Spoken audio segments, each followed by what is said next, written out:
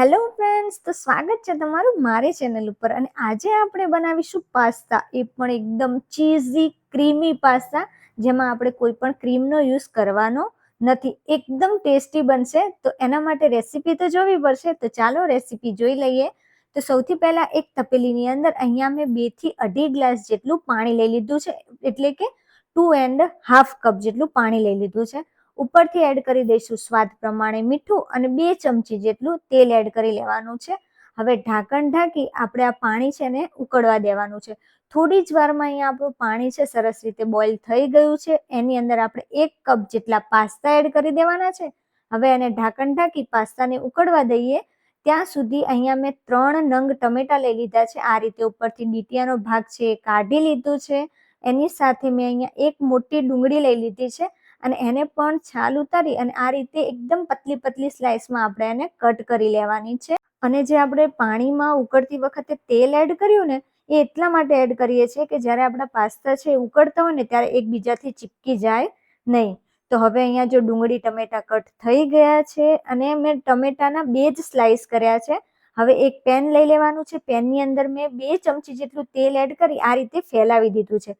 તેલ સરસ રીતે ફેલાઈ જાય ને ત્યારબાદ આ 2 પીસ આપણે ટમેટા કરી લીધા હતા, એવા 3 નંગ ટમેટા છે એ એડ કરી લીધા છે. આ રીતે ઊંધા મૂકી એની અંદર સ્લાઇસ કરેલી ડુંગળી અને 7 થી 8 લસણની કળી અને ઉપરથી થોડું આપણે સ્વાદ પ્રમાણે મીઠું ભભરાવી દેવાનું છે અને ઢાંકણ ઢાંકી એને આપણે કૂક કરી લેવાનું છે.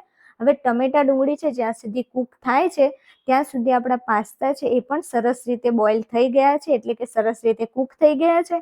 હવે એને આપણે ગેસની ફ્લેમ બંધ કરી હટાવી અને આ રીતના કાણાવાળા વાસણની અંદર આપણે એને કાઢી લઈશું. આ પ્રોસેસ થઈ ત્યાં સુધીમાં આપણા ટમેટા છે એ પણ સરસ રીતે કૂક થઈ ગયા છે અને જોઈ શકો છો કે ડુંગળી પણ સરસ રીતે કૂક થઈ ગઈ છે. તો ઉપરથી આપણે ટમેટાની છાલ છે કાઢી લેવાની છે અને આપણે ભાજી પાઉના મેશર વડે એને આપણે આ રીતના ક્રશ કરી લેવાનું છે, એટલે કે છુંદો કરી લેવાનું છે. અને સરસ રીતે ટમેટા અને ડુંગળી કૂક થઈ ગયા છે ને, તો એકદમ સરસ એવો આ રીતના છુંદો થઈ જશે. તો આપણી ટમેટા અને ડુંગળીની સરસ એવી ગ્રેવી રેડી થઈ ગઈ છે. તો ઉપરથી અહીંયા મેં 1 થી 1.5 ચમચી જેટલું ચીલી સોસ લઈ લીધો છે, રેડ ચીલી સોસ. ઉપરથી એડ કરી દઈશું આપણે ચીલી ફ્લેક્સ અને ઓરેગાનો. બસ આટલું જ એડ કરવાનું છે. આપણે મીઠું છે એ જ્યારે આપણે ટમેટા ડુંગળી કૂક કરી હતી ત્યારે એડ કરી જ દીધું હતું, અને જો ઓછું લાગે ને તો તમે ફરીથી એને એડ કરી શકો છો. આ બધું છે એને આપણે સારી રીતે મિક્સ કરી અને કૂક થવા દઈશું. ત્યારબાદ આપણે એક ચીઝ સ્લાઇસ લઈ લીધી છે અને અહીંયા મેં અડધા કપ જેટલું દૂધ લઈ લીધું છે. ગ્લાસ છે નાનો છે એટલે અડધા કપ જેટલું આપણે દૂધ લીધું છે. હવે આ બધું છે એને સારી રીતે મિક્સ કરી દઈશું. ગેસની ફ્લેમ છે મેં હાઈ કરી દીધી છે, હાઈ ટુ મીડિયમ કરી દીધી છે, જેથી આપણું ચીઝ છે ને એ સરસ રીતે મેલ્ટ થઈ જાય. તો તમે જોઈ શકો છો ગ્રેવીનો કલર કેટલો સરસ આવ્યો છે. અને જો ક્રીમ વગર પણ આપણે દૂધના લીધે પણ એકદમ ક્રીમી આપણે ગ્રેવી રેડી થઈ ગઈ છે. હવે આપણે એડ કરી દેવાના છે બોઇલ કરેલા પાસ્તા અને આપણે ગ્રેવી સાથે પાસ્તાને સરસ રીતે મિક્સ કરી દેવાનું છે. જો તમને એવું લાગે કે ગ્રેવી ઓછી થઈ છે તો તમે થોડું દૂધ છે એડ કરી શકો છો.